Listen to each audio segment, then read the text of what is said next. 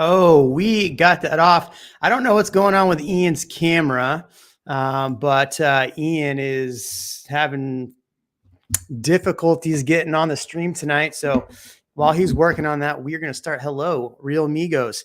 It has been, I don't know, like 5 weeks since we've done this. So welcome back. I'm glad to see everybody back in the comments. We got a fun show tonight. We're going to go over the proposed tax bill, see what that looks like, if it actually does anything. We'll go over that. I put out a questionnaire about new builds, and people want to know about new builds. So we'll talk about new construction in that video. I just don't have the time to put out full videos right now. It's been super busy personally. And then Round Rock, we're going to discuss Round Rock and then whatever you guys want to talk about. Number one, most important question being asked right now, thank you, Dinosaur D, is what are the lotto numbers tonight? And here we go. I mean, I think I added an extra number in here. I think there's only 5, but just for safety, I added 6 numbers in here. So, oh, there we go. Boom. Ian's back. Ian, do you agree with these numbers for tonight's lotto? I mean, they're okay. They're okay. There's 2 or 3 that are off.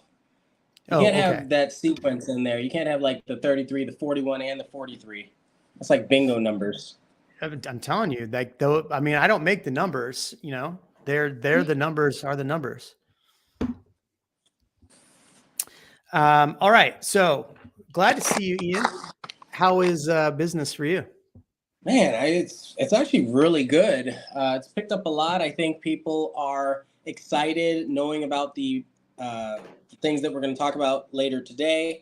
The news has been positive. Rates, we can talk about that a little bit more, but people they're taking action. So I think we're in a good spot. Yeah, you know, so in the news, I look at small blips and I go, okay, is this a blip? And I kind of try to wait to make judgment on what's going to happen. But it looks as of right now, the Fed will, there we go. The Fed will most likely raise rates again when they meet at the end of this month. But the CPI numbers, the inflation numbers are promising is what they look like. As far as inflation goes, it could just be a blip, right? With as many predictions as I've made, I really should take more of a wait and see approach.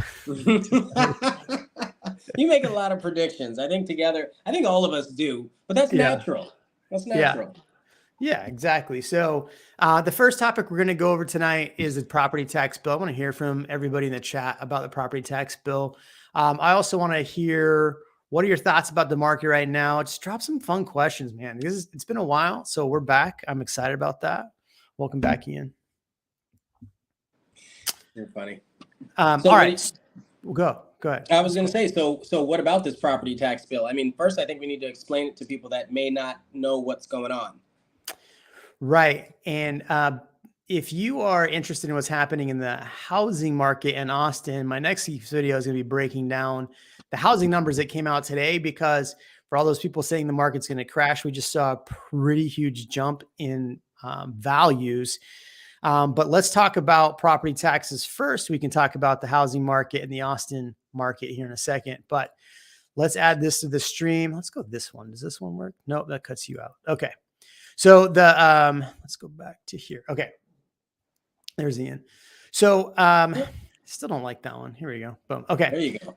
So the property tax bill that came out that they are looking to pass is an $18 billion plan. Remember, there's 27 billion in reserves. So that leaves, do some math there. That leaves $9 billion sitting to do something. But the biggest problem with our property taxes the biggest expense with property taxes right now is the fact that half of all the taxes or more than that goes to just the school districts. Okay. So that's a big expenditure from property taxes in Texas, especially when we're ranked 35th overall in schools. Yeah. I found this article and I thought I would pop this in because it makes a valid point for what we're spending our money on. So Texas just fell out of the top 5 ranking for best business cities. I think the biggest piece of this was life, health, and inclusion. I went through and read the things for this, and I think a lot of the reason why we're at number 50 has to do with the abortion rules that came out recently. So that's probably why we're down here. Same thing with Florida. Florida had a pretty low number, 41. But if you look at education on here, Texas is 35th. And so for us having being blocked out of the top 5 and spending so much on education and it being such a big piece of our taxes, you'd think that we'd have better school districts. The biggest problem with the school district taxes, like when you're in a district like Austin, half of that actually goes back to the state and then goes back for recapture. So you might have schools on the east side in Austin that don't get a lot of funds because they're on the east side of Austin. And that money goes back to the state and doesn't really go back to, the city, needs to go, right? The schools that need it. Yeah. Yeah. And so what this tax bill is, I'm trying to go back to the article I had. Where did I go? Is that one it? No. So what it was going to do, and I'll let you chime in a second here, is it gives you a $100,000 homestead exemption instead of a $40,000 homestead exemption. Somebody in the comments earlier said, well, if you have a $300,000 home, that drops what you're taxed to down to 200. That's true. It only gave, and there's a provision in there that the state will still pick up. Like if schools are short on funds, that it will pick up some of those expenditures so the schools don't lose money. Here we go. But then it only gave a 20% reduction, a 20% cap for non-homesteaded. So if you own investment properties, it only gave a 20% cap, which I think this is where I have a problem. It doesn't go far enough. I think the 100,000 is fine. But that still doesn't do enough for me. Cause in the reports, it was like, oh, we're saving most homeowners $1,200 to $1,800. I hate when they do that because they don't say based on a $400,000 home, you'll save $1,200 based on a 500. Like it would be nice if they actually gave the numbers of how they came up with that number for the average home. But 20% covering rentals. And so the pushback on the Democrat side here, based on a lot of what I'm reading on this, is it doesn't do enough for tenants. And Republicans on this, here's the cap right here. Republicans on this are saying, well, that'll get passed down from landlords having to pay less in taxes. Well, let me explain something. So one of my properties, it's doubled in price, even though the value isn't there, right? So they're valuing my property at $435,000. I could even sell it for $425 right now. So it's $100,000 more. I'm paying $9,000. So that means that they're going to cap next year, which would be another $1,500 increase. So now I'm paying $10,500 next year.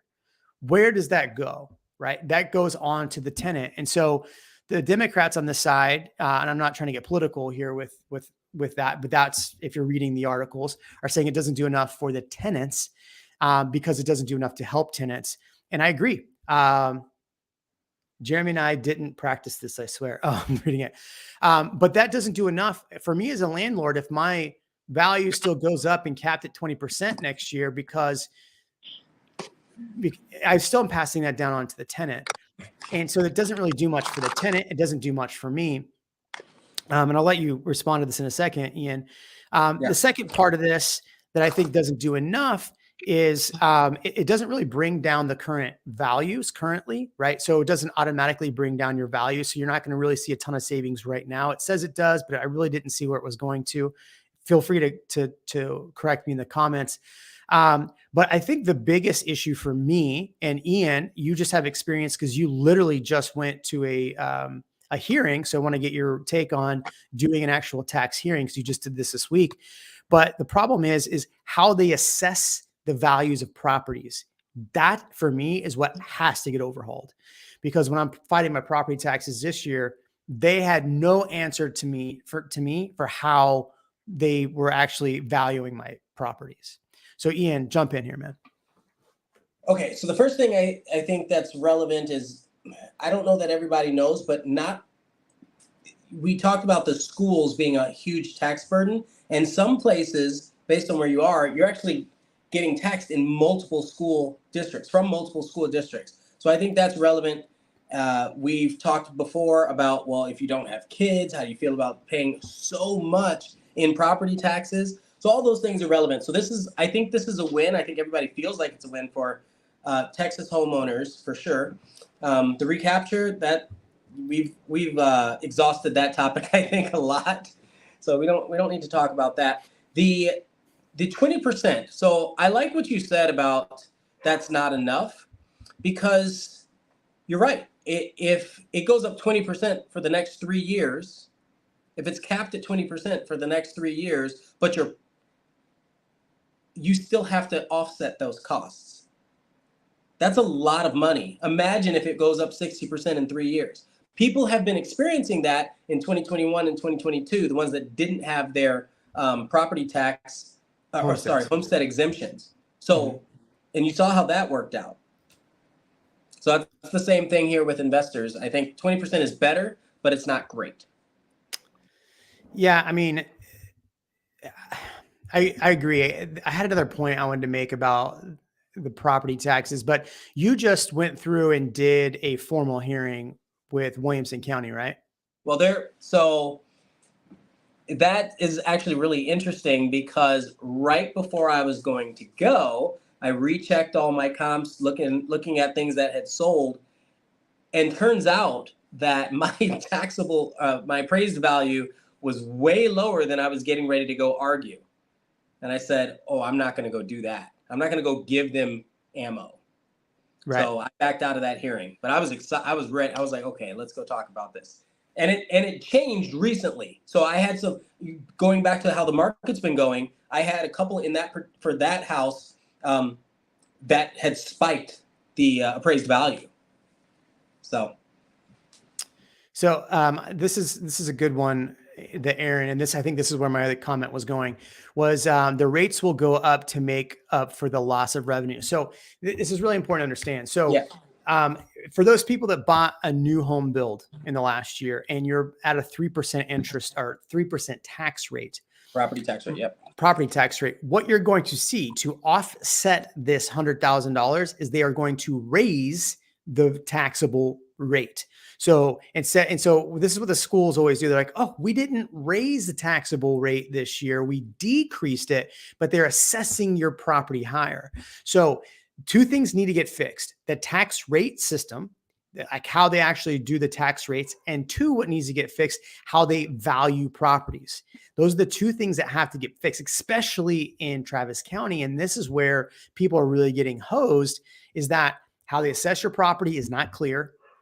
Trust me, I've been doing this for 9 years, selling homes, going back and forth, owning a property in Austin over 11 years, trying to fight property taxes 11 years. And I still don't fully understand it. And I make videos about it. I do research on it, and they make it purposely hard. So I think if they had put in legislation to give visibility to how your values actually are computed, because this year I had all these comps and they're like, this doesn't fit our model. Well, what the hell is your model? Show me your model. Show me what you're using. No, we can't do that.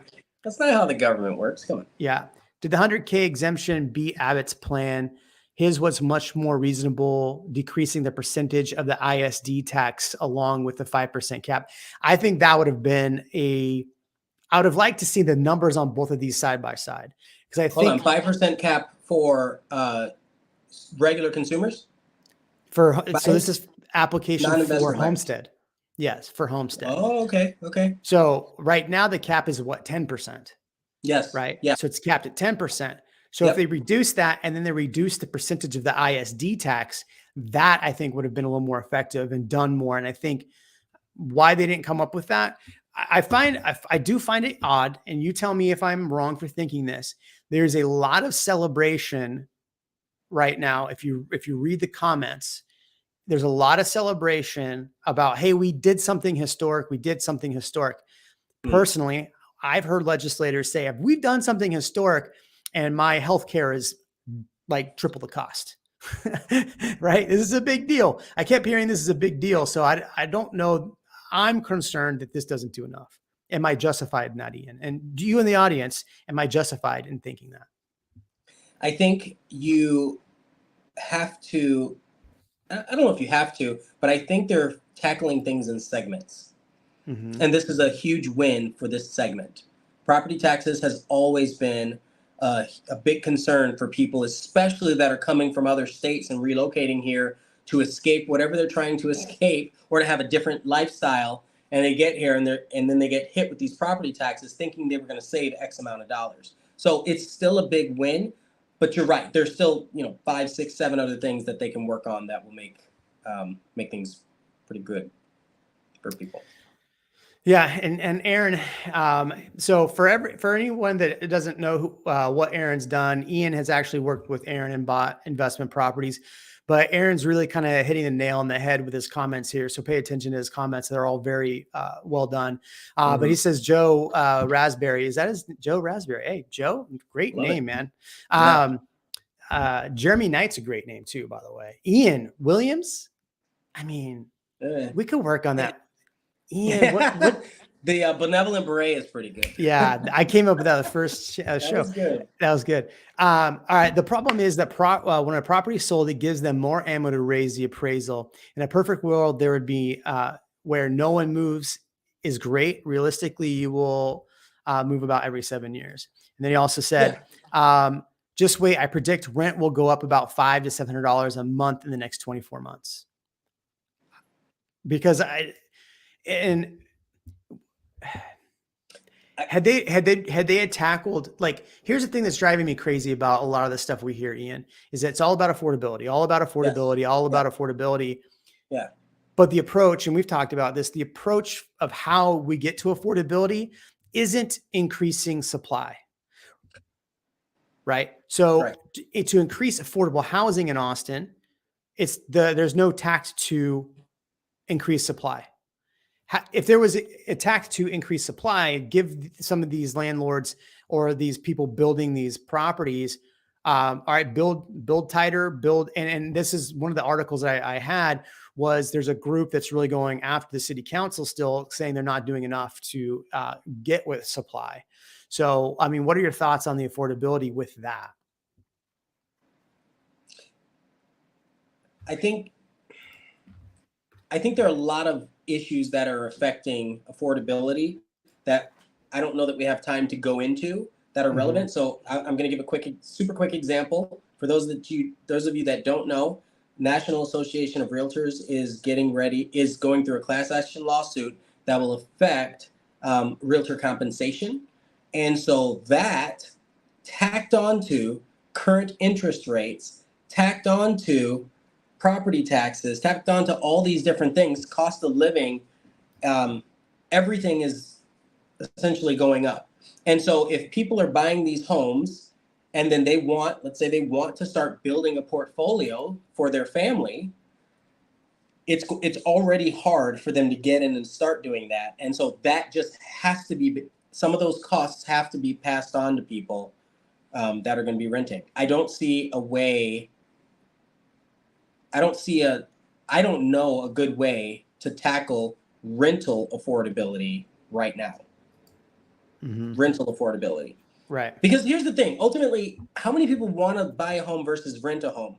they're making it seems like a lot of people are making it easier to rent than to buy. And I think that's a problem. I think that's the bigger concern. Right. I mean, look, we're both realtors, right? So we're going to tell people that one of the ways to gain wealth is by buying and selling properties over Right. the lifetime, right? I'll give you a short example. So I used to work at Costco for a very long time. One of my really, really good friends who just retired from Costco, just left. The salary he probably made throughout his lifetime at Costco per year was at most probably 70 grand a year. Right. They own about 10 to $11 million portfolio of real estate right now. Excellent. What they did is they just started buying apartment complexes, like rundown apartment complexes. They'd fix them up. I was talking with them in Florida last week. So I went to Florida and I was asking, they're like, yeah, we haven't paid taxes in like 4 years because we depreciate everything on our properties. Every time we buy a new property, we fix it up, we write off the costs on that. And so it's a depreciation and then we depreciate our properties. Like we haven't paid taxes in 4 or 5 years. And I asked him, I was like, there's a lot of YouTube channels out there. And this is why I made a video last week about reventure, or this week. And I don't think people really cared for it, but oh well. If people like that were to explain to you the fact of buying these properties, I get they're not cheap right now, but the tax savings, what you could do, my friend who made literally 70 grand a year has a much higher net worth than I do just from buying and fixing up as many doors as possible. And then he went temporarily and worked for Grant Cardone he quit Costco, went to Grant Cardone just so he can make connections. That's it. The guy's leveling up. Right now they're putting together $15 million for a project. Like it's insane. And so it frustrates me that we live in a time where everybody's fear mongering a little bit more than they should. These people really should be trying to get money by trying to put together big REITs and things like that. I'd be smarter, but whatever. All right. I'm gonna get off that. Joe Raspberry said by decreasing the overall percent, it would actually help rather than an exemption. And I agree, where the county district can just raise appraisal value and nullify any savings. I think that's my biggest issue with what is going on here. Oh, just lowering the actual property tax rate. Yeah. Rate. Yeah. Yeah. Aaron's been saying this for a long time. Aaron's going to start a YouTube channel called Black Swan Student Loan Debt. That's a good one. All he's going to do is go and he's going to create an app. Let me get the domain. Hold on. Yeah. He'll create an app that he's going to then sell to people. People are like, oh, the apps are free. People advertise, right? So, Aaron's going to get a ton of advertising and just talk about, can I copyright that? Yeah. Just give us credit. 1% is all I need. And we'll be good. I'm not greedy, just 1% for the idea. But here's what I was talking about when it came to the land. So, Austin-based organization focused on addressing the city's affordability crisis are calling on city officials to expedite lifting restrictions on residential development in the city. Yes. So, really what this is trying to get to the fact is, cost, precision, time, and is a life near the core of the city becomes increasingly less attainable for the city's working middle class. And that's because you don't have affordable actual housing, homes to buy, homes to actually move into. They're making rentals. This piecemeal changes includes a plan to introduce a new zoning category that would allow a denser development, a new subsidy-free density bonus program, a new capability standard for city, and new opportunities for creating accessory dwelling units and existing properties, AAK granny flats. How do you feel in the comments? I want to hear from you, Aaron, especially you. How do you feel about loosening the rules on ADUs, accessory dwelling units, granny flats, all that stuff? I have so many clients ask me about that. I want to buy a home with this. I'm like, there's not very many available. Most of the amendments are not expected to be implemented until 2024, 25, leaving developers waiting in the wings to take advantage of the new tools. We urge we urge you to push staff to act swiftly in implementing changes such as parking reform, reducing capability, eliminating occupancy limits, and dozens of other code amendments, many of which were approved unanimously by the council, said Abby.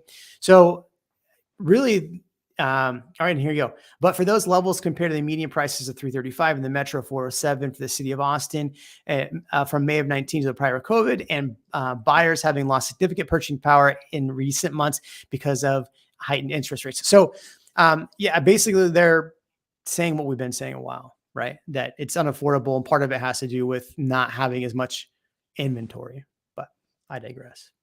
I love the idea of loosening those restrictions without making them completely ruleless, right? I think that thinking about the demographic of people that are boomer age versus the millennials that need to have affordable housing so that they can buy these houses, and just knowing that having that space, if they were to use it as a granny flat, which I know many people won't, but if they did, that's a very, very solid use case for people. There are a lot of boomers that can sell their property if they're able to move in and still have a separate living space with their family. That's huge. That would be huge. That would tie up a lot of real estate in Austin. I'm sorry, untie a lot of real estate in Austin. I would say the flip side of that coin is we have a $7-10 billion train to nowhere as of right now. Yes. If we go denser, you're going to absolutely have to have more public mobility. We needed that anyway. We already needed that. So I'd be grateful for more public transportation. I think that's fantastic. Also, you think about the houses, if they are unaffordable, yet you could rent out a granny flat or a ADU for a portion of your rent, let's say a third of your mortgage. Yep. That is fantastic. That now makes that home affordable. Yeah, I mean, I don't necessarily want somebody in the back of my current home, but my other rental properties, if I could stack units and put more tenants in there, I would. This isn't for you. This is for the people buying their first home. Yeah, and they need help. It's perfect. Yeah, what's interesting though, like right now, we have a client right now that's looking for specifically a home with an ADU because they have a family member that's going to live with them. Yes. And so the only ones available right now are with a company that starts with the letter L for loser. That's not the only ones, but yeah, they're the primary. And they're not happy about potentially buying one of those. So I understand. But the other ones are not cheap and they're really hard to find. There's only one community that I know of that actually has them right now, and it's not cheap. And the property tax rate's 3%. So, and you're going to get taxed on that ADU as well. Yeah. Yeah. Yep. Okay. It's income. Yeah. Yeah. Well, that's a good thing. So we just bought another property and we did a 1031 exchange on it. And I'm looking at it. I'm like, I could put money in the stock market or I could buy another property, and the property is going to pay me $2,400 a month for whatever. Like that's probably more than I'd make really last year. Like my stock stuff lost a little bit of money. Like everybody's stocks lost money last year, but with doing a property, it's income. Right. And it's what annoys me that people don't look at it that way. The biggest problem in America is the fact that we don't teach kids young in school how to do finances and actually like investment strategies. I really wish we taught that in high school. Before that, but it's a hill I'll die on, I guess. Here's the problem. If you don't lower rates, here's the problem. If you don't lower rates, how will you get people with 2.5, 30-year fixed to move? It's a huge, huge problem because they don't want to go from 2.5% to 7% is what he's saying. That is a problem. That is a problem. However, we talk about this, people move for love or money. Something is going to happen in their lives that will cause them to move. The people that aren't going to move, I think the people that impacts the most are the people that are just going to stay within this area. But people that are relocating to Alaska or wherever like that, I don't know why I said Alaska, but places like outside of Texas or even to Dallas or Houston or whatever. Like those are the people, this isn't going to affect them. If they find an opportunity or need an opportunity or fall in love or get divorced, they're going to go where family is anyway. So that shouldn't stop them. And if they had an ADU to go bum, then like, you know, go rent, they would do that if they don't have that as an option. So I do think that it matters. I don't think it's the holy grail or anything. Right. Yeah, and I think this is the same thing. All right, so let's talk about what's happening with new construction then, right? Because there's a lot of news coming about new construction. I did the numbers yesterday, Ian. Yeah. 32% of the active inventory on the market is new construction in our 5 counties, is new construction. 28% of what's closing is new construction. And when I say new construction, I do 2022 and newer. I add 2022 and newer, because some of those, if you actually look at them, are still vacant properties that haven't been sold, or they're brand new properties that maybe somebody bought and didn't move into. Yeah. Okay. So 28% of what's closing right now is that. So like less than a third is actual new construction. But and this ties into interest rates. So let me pull this back up. So in Austin, we actually have a lot of building going on. The thing is, last month we had the builder confidence score go up. And the builder confidence score went up for a couple of reasons. Number one, builders are finding it easier to sell homes. Interesting. It went from 50 to 55.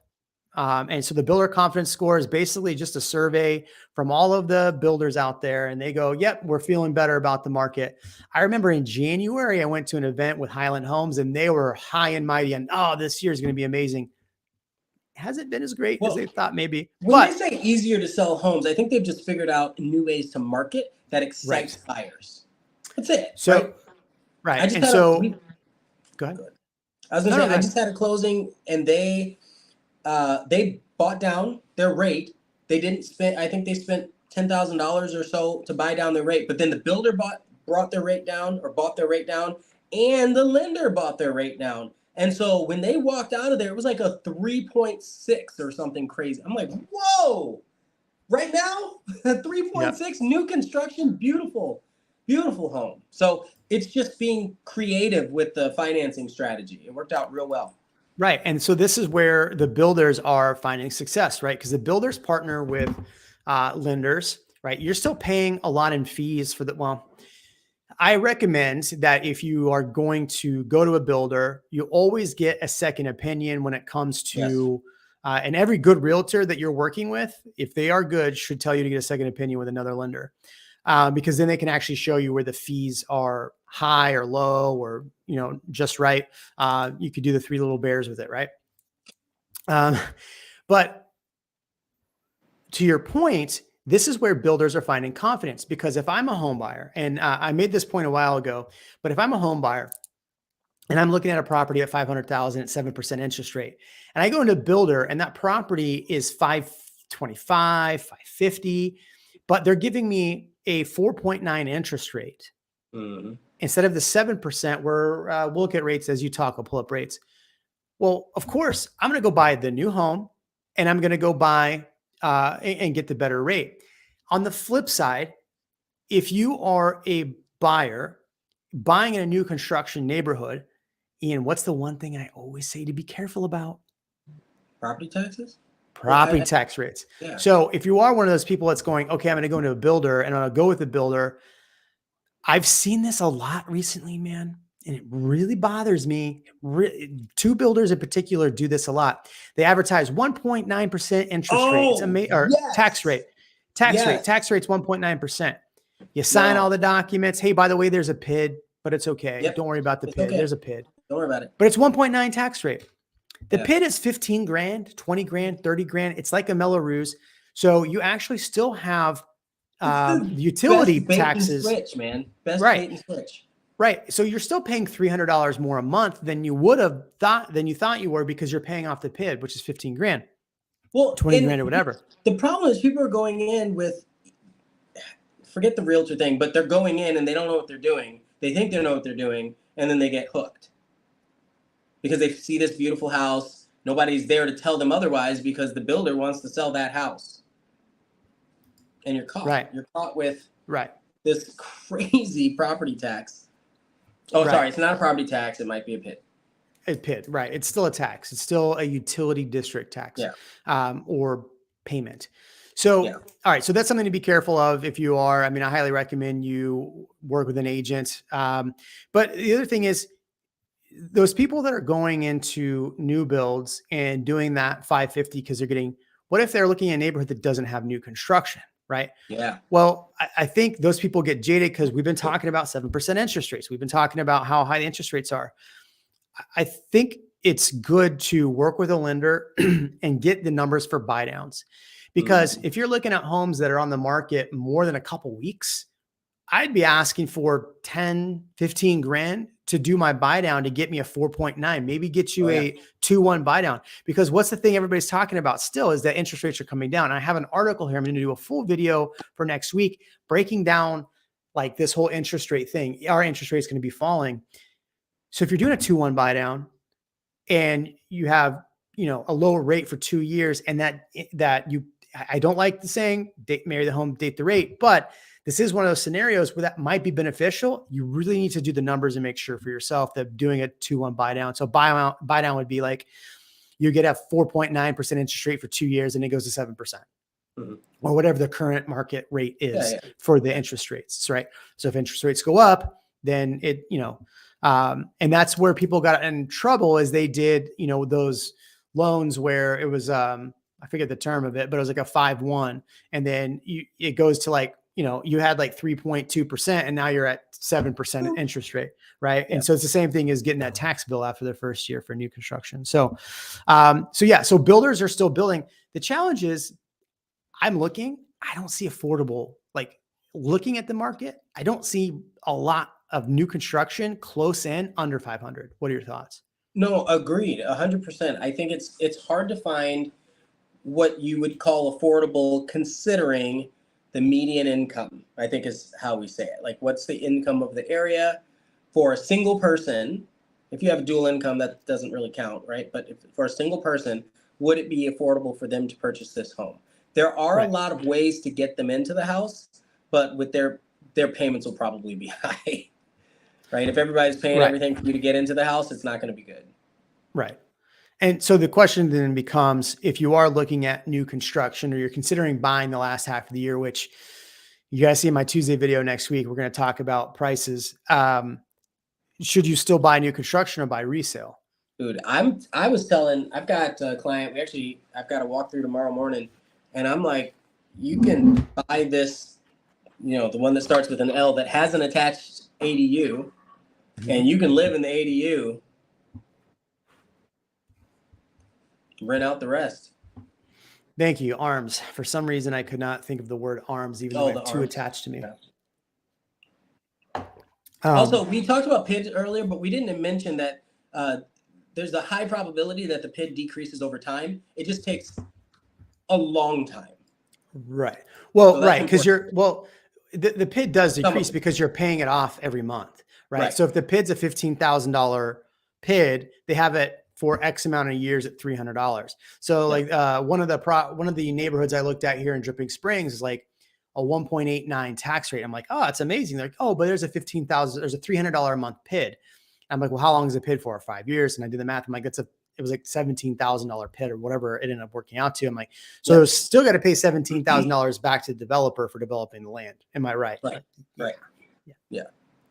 Right. So the question still, do you buy new construction or do you buy resale? I think this is one of those things that if the property lines up, it fits all the needs, the payments make sense. Again, it's time in the market. Aaron's going to agree with me on this. Time in the market. You can't necessarily time it that great, but if you did buy, I would hold for 7+ years. I wouldn't make this a 2-year sale. And I think this is where we had such issues during the pandemic, is everybody treated properties like high-end watches. You just flip them on up.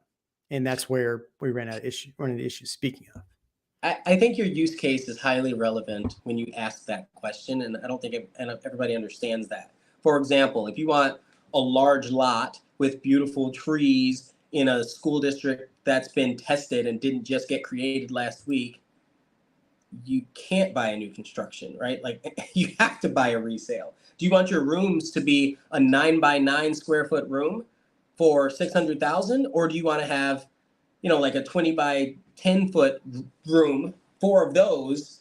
You want to have a 3,000 square foot, 8,000 square foot house. Like you can often get more size, land, stability for your money closer to the city as the home ages, right? So the new construction resale thing that's a very tough conversation because everybody's different in that regard.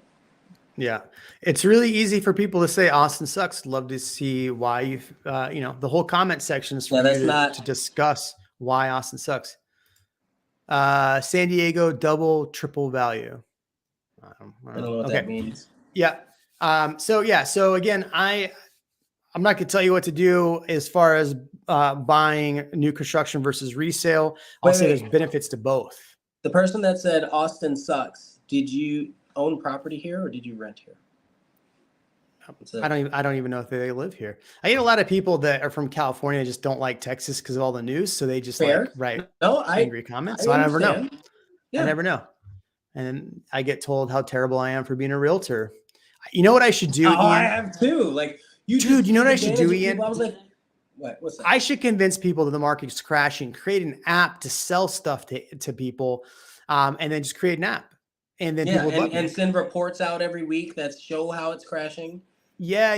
Even though the numbers aren't lining up or the numbers actually make sense or any of that, I should do that. I should just lie to people. Yeah, it's good. Right. It's a method for sure. This is it's a free market. Yeah. Okay. So, all right. New construction. What was our last thing? Round Rock, Texas.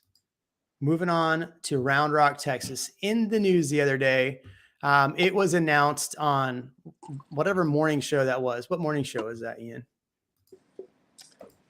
I don't know. I remember the article, but I don't know. See, who knows? Let's see. Here we go. I got it right here. That's called propaganda. Laugh out loud. What's propaganda? See, you can't see this article now. Hold on. So Round Rock, Texas named #1 best place to live by whatever morning show that was. I don't watch morning shows. By live. What the fuck was it? Livability? No. In what might be a surprise, Round Rock has been crowned #1 place to live in America, according to a recent assessment by Bankrate. Okay. The way I'd read it, it was some morning show had just put out some news about it. While Citrus, Texas is around 120,000 residents, sits atop the list. Austin didn't even crack the top 10. Round Rock won the top spot for the variety of reasons, including its low relative cost of living, tech jobs, high residents' well-being rates, and abundance of public parkland. The city headquarters of Dell and companies like Switch and Emerson are well established there. Drop in the comments below if you think Round Rock is the best city to live in and around the Austin area. I want to get your thoughts on that.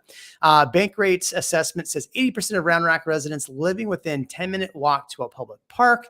Defying the everything's bigger in Texas stereotype, Round Rock's cost of living comes in significantly lower than the national average. The city's population is projected to grow over 75,000 people. Round Rock doesn't even have a Costco, by the way. Round Rock and Arlington rank #6. Round Rock and Arlington rank at #6, where the only 2 Texas cities to make the list. The top 10 include cities like Sarasota, Florida, Tacoma, Washington. Maybe this is a different article. Tuesday. Oh, this is from April. Yeah, that's from April. But that was, I think, Good Morning America. Or The View. It was The View. It was like Good Morning America or something like that.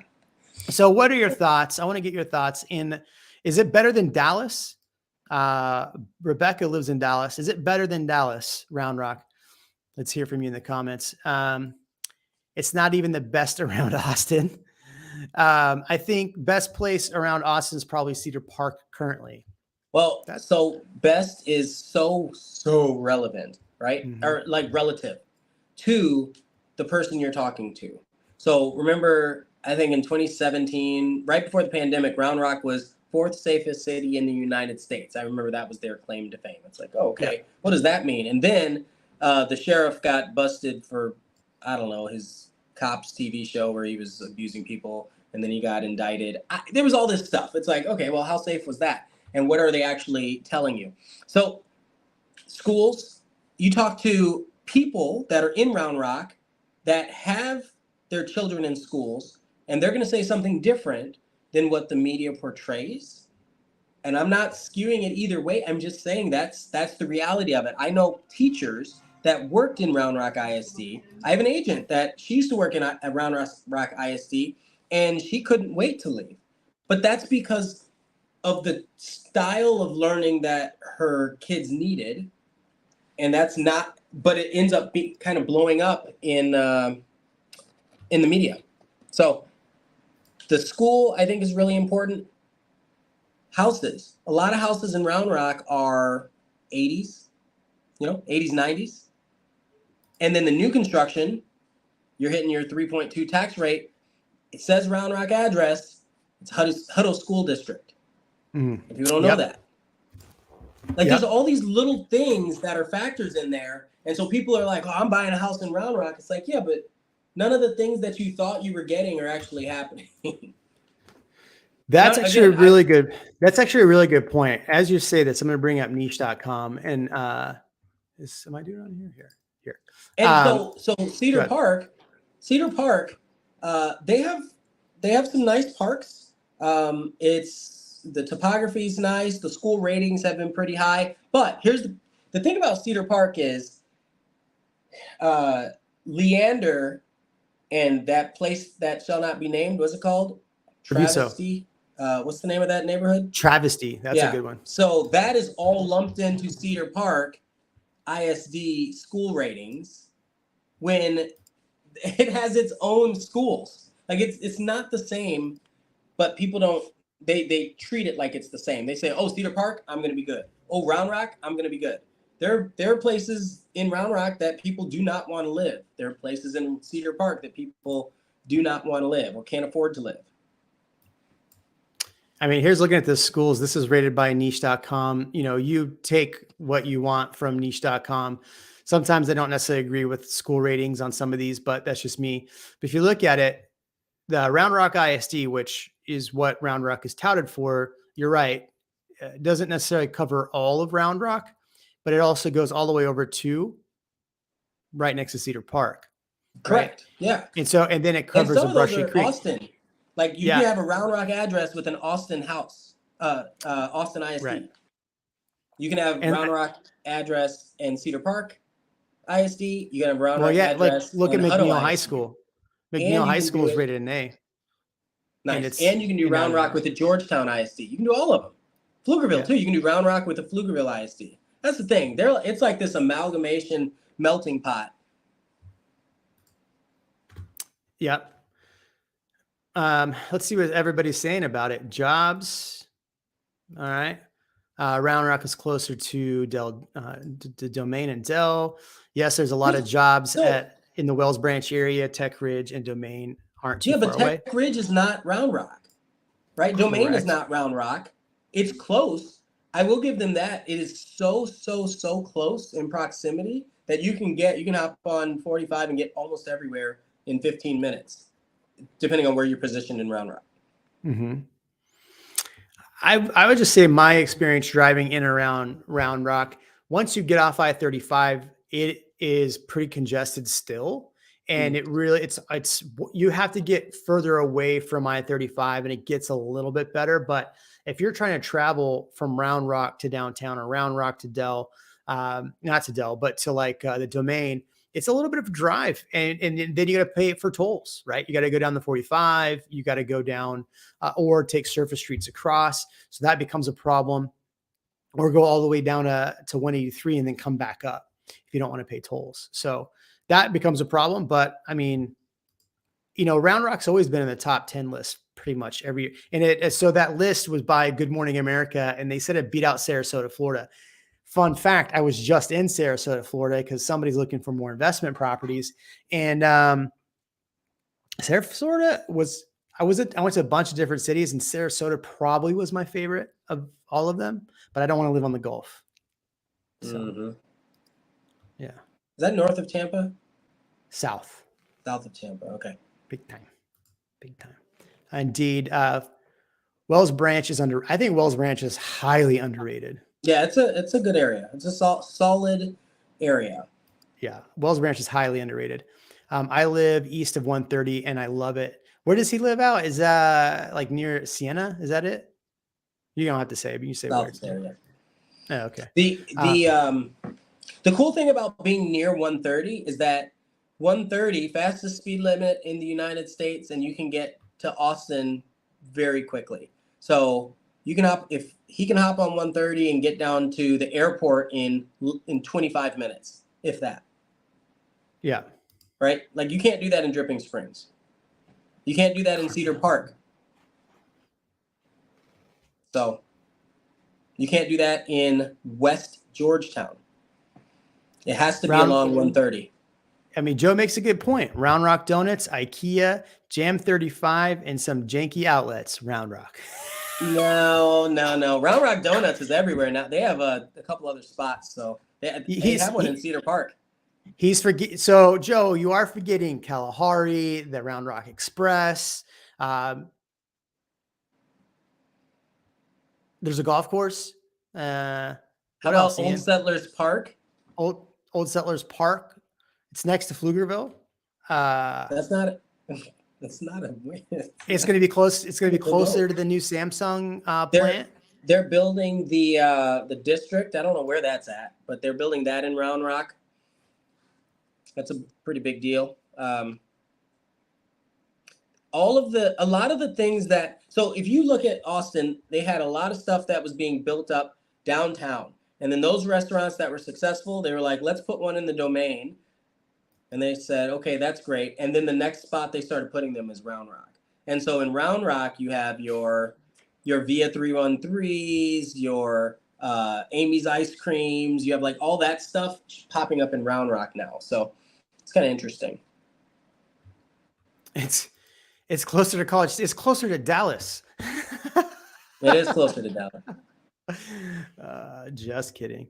Yes, 108 out at the ball game. Sounds great. My kids are grown.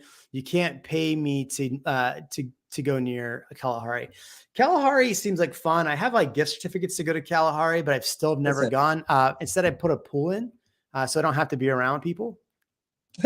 Kalahari, if you want a mediocre piece of $15 pizza, that's where you go. You go to Kalahari.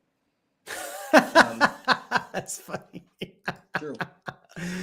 I wonder, let me pull the, you keep talking there. I want to pull the housing stat numbers for Round Rock and see where it comes in at right now. Let me look. Keep talking, Ian. Talk about Round Rock some more. A lot of hospitals. So it means the Dell Children's Hospital.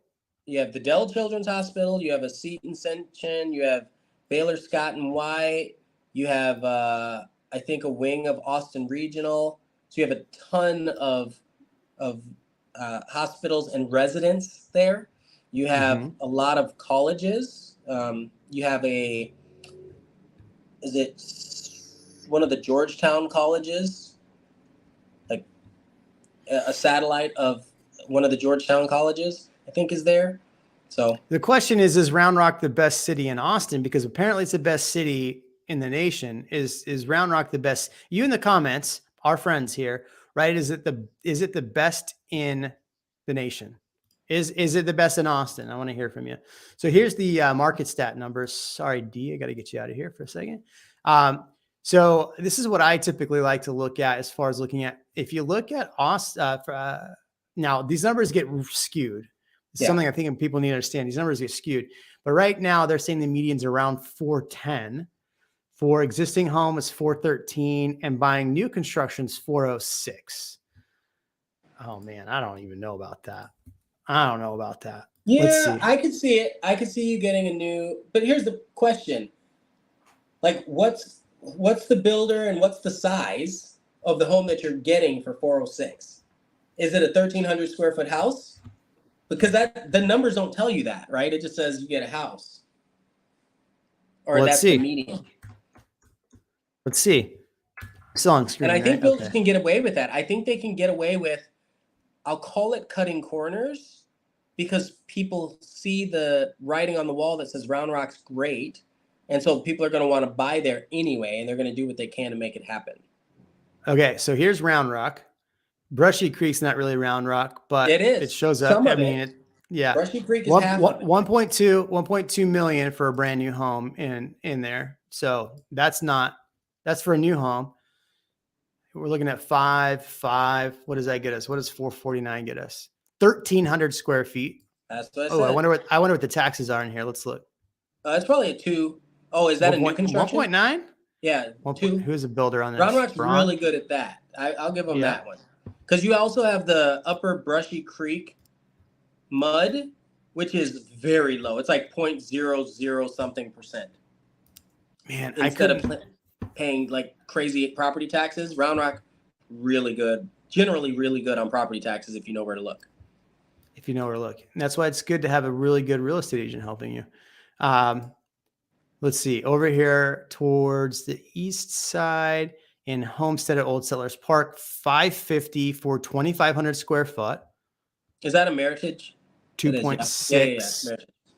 I know Meritage home. Yeah. So 2,500 square feet, 550. So that's, I guess I better go look back at this number. Hold on. What was this number?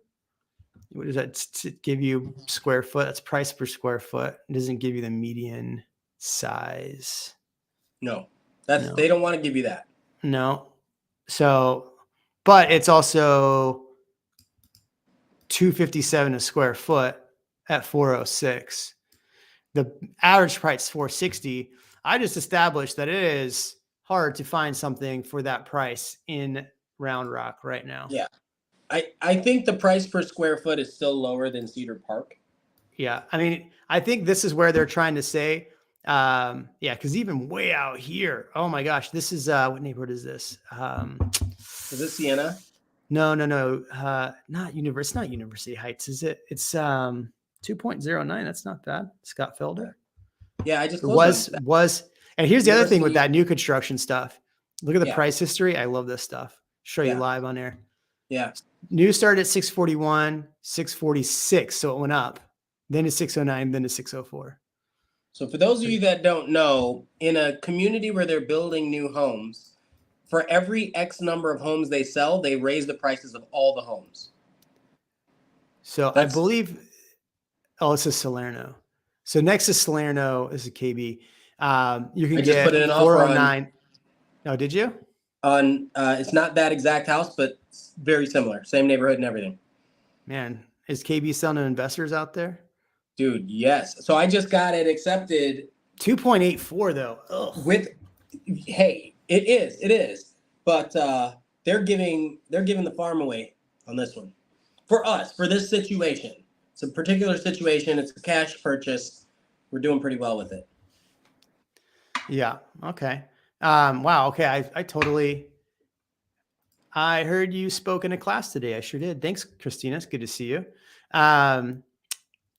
Yeah. So basically, it's exactly 14,300 a year in taxes. I forget which one he was talking about. But for most of those, that's how much the property taxes would have been on all of those properties.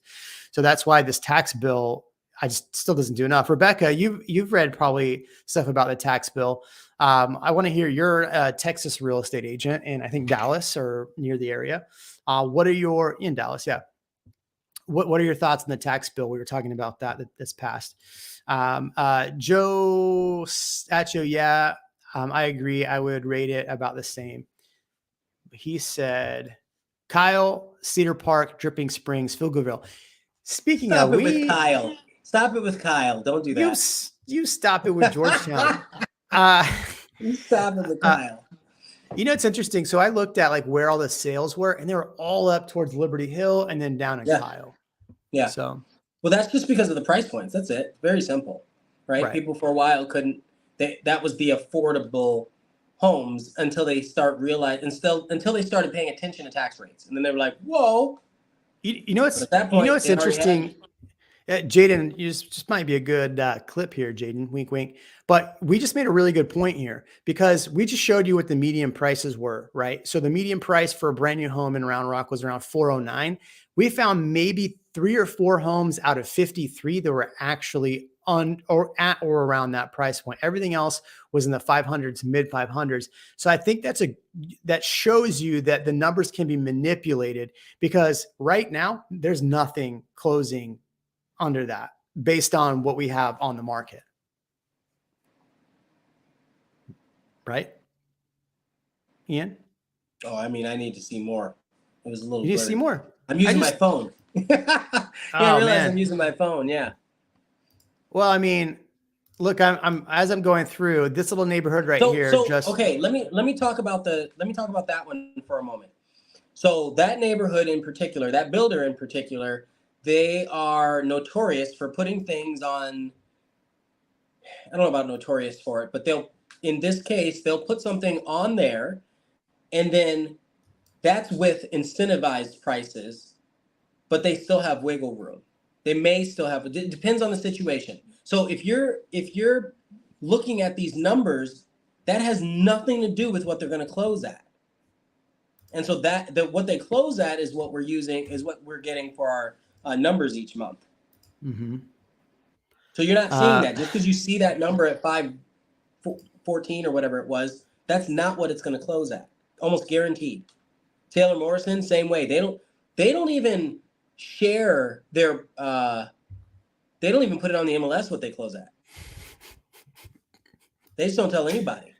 Yeah. Well, that's a problem too, because we don't really get totally accurate data either, even though it's tried to get accurate data. Because I think if we were to able to poll, and builders had to provide to the districts to pull our data, the off market closed, that would really help us get a better gauge of what prices actually are, plus or minus the median, right? Because those off market sales, we never know what they actually sell for. Alexandria Ocasio-Cortez, welcome to the Yeah, channel. right. I'm impressed that you're here. But AOC says, thoughts on all the growth and business going on in Kyle. This made It's me think spillover of from the places that they couldn't afford to build in to begin with, which is everywhere else but Kyle. like Round Rock. Yeah. What's interesting is I think we need to get the mayor of Kyle back on the horn and back on the channel, because that was a very fun. But man, Kyle's building so fast. They're building so much. The problem I run into is somebody in the comments the other day wrote something about, yeah, I was going to buy a home for $698 in Kyle. I'm like, dang, like it just seems like so much to me to be buying in the Kyle area for that price. Like Anthem's got really high prices. I was gonna say Their spots. Anthem's a cool community though. I mean, listen, it's better than the rest of Kyle. So the thing about Kyle is that it's along a growth corridor. It only makes logical sense that because it's along 35 on the way to San Marcos, it will grow. It makes sense. So the benevolent Alexandria Ocasio-Cortez, hey, you put AOC, not me, so it's on you. Would also love for you guys to bring the mayor of Buda on and ask why they're so anti-growing. Ooh, I think AOC lives in Kyle and is part of that board. Mm-hmm. Did you make a move? I'm just kidding. We're giving you a hard time. It's okay. I would love to have the mayor of Buda on. You got to understand, the mayor of Kyle reached out to me because I said things about Kyle that he wanted to set the record straight. So if you know somebody in Buda that wants to get the mayor on, I've actually talked to and tried to get Kirk Watson on here. And that was when he was running for mayor. I don't know that he'd come on now, but even the people that I know that know him would love to get him on the channel. So maybe one day the mayor of Austin will come on. So we had Verdon on. We did. I